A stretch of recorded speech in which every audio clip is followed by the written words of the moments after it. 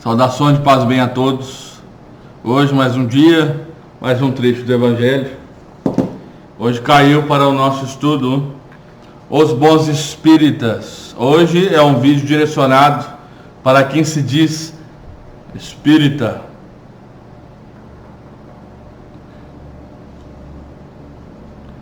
Engraçado que tem certas casas que me perguntam, né? Você é espírita? Praticante? O que quer dizer isso, espírita praticante? Existe um espírita não praticante? Engraçado isso, né? E vocês? São espíritas praticantes? Vamos ao trecho. O espiritismo bem compreendido. Olha como começa. O espiritismo bem compreendido. Quais são os ensinamentos do espiritismo? São dois, né? Diminuindo são dois: amar a Deus sobre todas as coisas e ao próximo como a si mesmo. Será que nós compreendemos isso? Vamos compreender o início. Compreendendo o início, fica fácil compreender o resto. Compreender esse início, nós já vamos conseguir evoluir retilíneo uniformemente para o estágio de espírito puro. Compreendendo esse início, amar a Deus sobre todas as coisas e ao próximo como a si mesmo. Muito fácil, né? Será que a gente compreende? A resposta é não. Não compreendemos nem o primeiro ensinamento, nem o segundo, infelizmente. Mas sobretudo bem sentido, conduz forçosamente aos resultados acima, que caracterizam o verdadeiro espírita como um verdadeiro cristão, pois um e outro são a mesma coisa. Cristianismo. Pessoas que seguem as palavras e as ações do Cristo. Somos cristãos, nós que seguimos aí o Evangelho de Jesus, todos nós. Olha tantas as religiões que tem aí que são cristãs. Na verdade, todos nós somos um só, uma só religião. Quem dividiu foi o homem, né? O espiritismo não cria uma moral nova, mas facilita aos homens a compreensão e a prática da moral do Cristo, ao dar uma fé sólida e esclarecida aos que duvidam ou vacilam. Olha só, sólida, esclarecida. Você sabe por que você sofre, sabe o que você tem que fazer, sabe o que vai acontecer se você fizer maldade, sabe para onde você vai se você suicidar-se. Então, uma fé sólida, esclarecida, te fala as coisas. Se você fizer isso, acontece isso. Se você suicidar, você vai para o vale dos suicidas. É explicado. Você sofre isso, porque no passado você talvez pode ter feito igual. É bem mais fácil compreender o que você sofre sabendo o que você merece, não é? Se você acha que não merece, talvez você não devia estar reencarnado no mundo para expiação. Muitos, porém, dos que creem na realidade das manifestações, não compreendem as suas consequências, nem o seu alcance moral. Então, espíritas, que se dizem espíritas, que creem somente em manifestações de origem mediúnica, não compreendem bem o espiritismo. O espiritismo não é manifestação mediúnica, não é efeito mediúnico. O espiritismo é amar a Deus sobre todas as coisas e ao próximo como a si mesmo. O espiritismo não é da psicofonia, da psicografia e etc. Isso não é espiritismo. Não vamos aí ter uma acepção errada do que é espiritismo.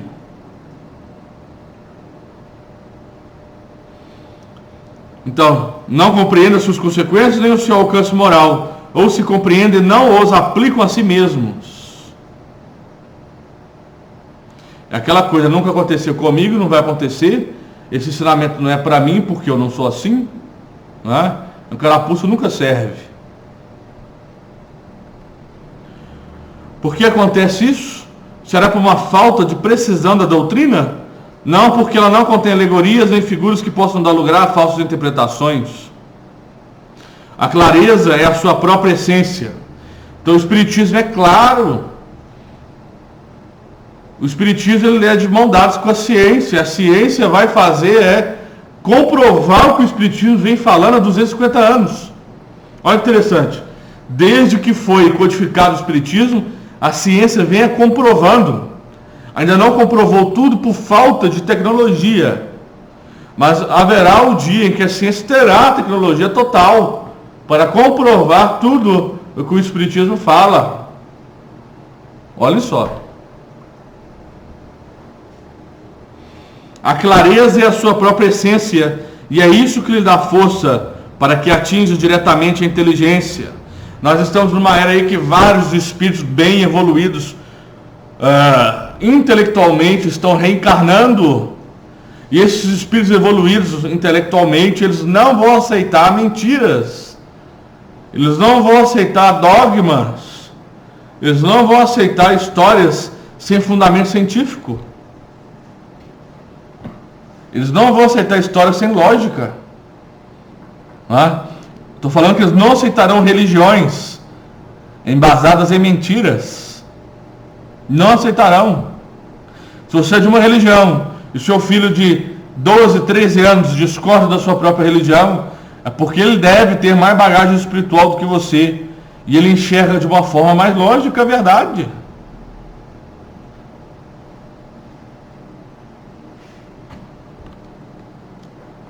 Então a clareza é a sua própria essência, e é isso que lhe dá força para que atinja diretamente a inteligência. Nada tem de misteriosa, e seus iniciados não possuem nenhum segredo que seja oculto ao povo. Então o Espiritismo não tem nada de misterioso. Se você frequenta uma casa espírita, que as reuniões dela são impossíveis de adentrar, que ela gosta de se tornar tudo místico, tudo oculto, ela deve ter algum problema. Não deve ser assim. É lógico que as pessoas, quando querem se aprofundar no Espiritismo, ela tem que ter conhecimento total das obras básicas. Elas têm que ter lido várias vezes as obras básicas da codificação do Espiritismo, para que elas tenham bagagem, alicerce, para conseguir lidar com os espíritos em reuniões mediúnicas. Aquele espírita que entra numa reunião mediúnica sem bagagem, ele vai ser facilmente ludibriado por um espírito leviano. Facilmente. Só que eu já vi situações de pessoas que estão há 15 anos frequentando uma casa espírita, que tem total bagagem, que já estudou vários anos, já leu todas as obras de Allan Kardec, já leu vários livros do Chico Xavier, não vou falar todos, que são vários, né? E que ainda não tem a condição de entrar numa casa espírita, numa reunião mediúnica. Aí você vai aprofundar o porquê que ela não entra. Tem cunhos pessoais envolvidos naquela casa espírita que não permite que essas pessoas entrem numa reunião fechada. Está errado, né? Quais são os requisitos básicos para um médium entrar numa reunião mediúnica? Eu acho que a bagagem de obras básicas, trabalho assíduo na casa espírita, trabalho voluntário em trabalhos sociais, né? Assiduidade em reuniões públicas, ter cursos de passe, né? Eu acho que isso aí é fundamental para que uma pessoa entre numa reunião mediúnica. Boa vontade, comprometimento, outras coisas, né? Agora, uma pessoa que é assídua, que tem leitura, que trabalha nos trabalhos sociais, ficar por 15 anos visitando, indo na casa espírita, às vezes vai na casa espírita quase todo dia, e mesmo assim ela não consegue a permissão do diretor da casa espírita para entrar numa reunião mediúnica, deve ter alguma coisa errada, né?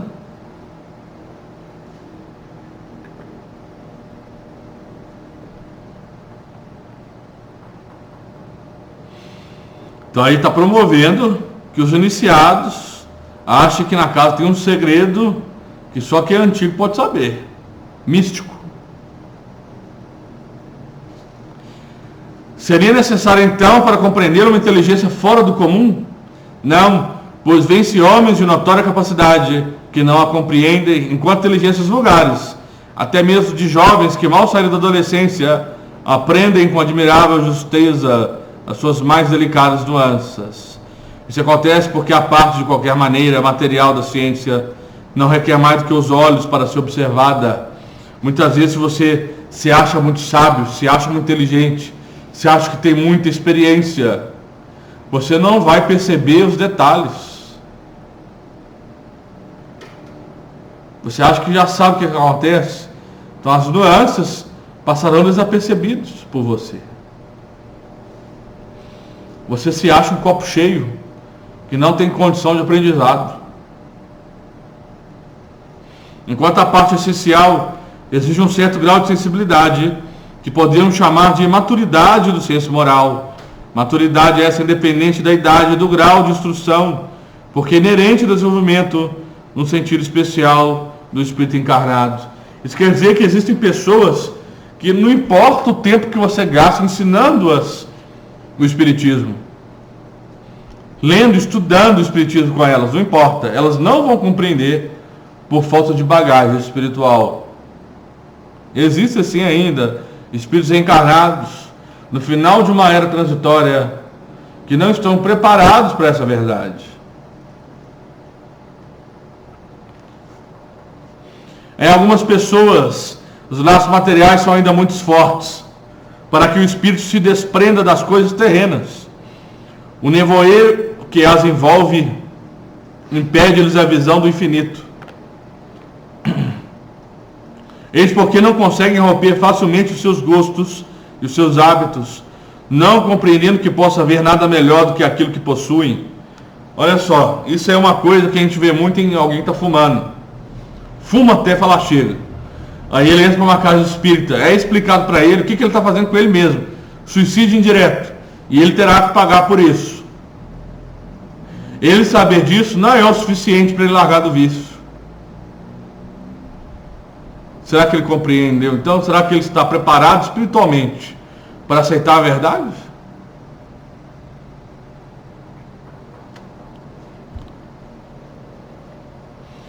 A crença dos espíritos é para elas um simples fato que não modifica pouco ou nada suas tendências instintivas.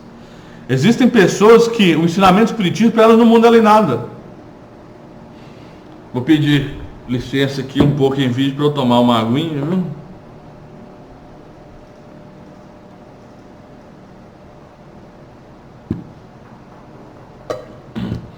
Então, existem pessoas que começam no espiritismo e elas não mudam no seu íntimo. Então, se você é uma dessas pessoas que entrou para o espiritismo e não te tocou, não te mudou em nada, você quando entrou é a mesma pessoa, você agora é a mesma pessoa de que quando entrou, você está na religião errada, está na doutrina errada, você não está compreendendo a doutrina, talvez você se sinta melhor em outra religião, né? Não existe nenhuma religião melhor do que a outra, existe a aceitação de cada um. Vai existir espíritas praticantes, assim, que vão em reuniões, que trabalham em reuniões mediúnicas, etc., que vão ser expulsos e exilados do planeta. Espíritas. E vão ter evangélicos que serão salvos e ficarão no mundo de regeneração. Qual que é a diferença do evangélico que vai ser salvo para o espírita que vai ser exilado? A diferença é uma só: as atitudes. Não adianta nada você dizer que é, frequentar, e quando ninguém está vendo o que você está fazendo, você não faz, não toma a atitude correta. Você sozinho não é caridoso, você sozinho não ajuda ninguém, não adianta de nada. Vamos meditar isso. A salvação está na caridade praticada, e não em qual religião você professa.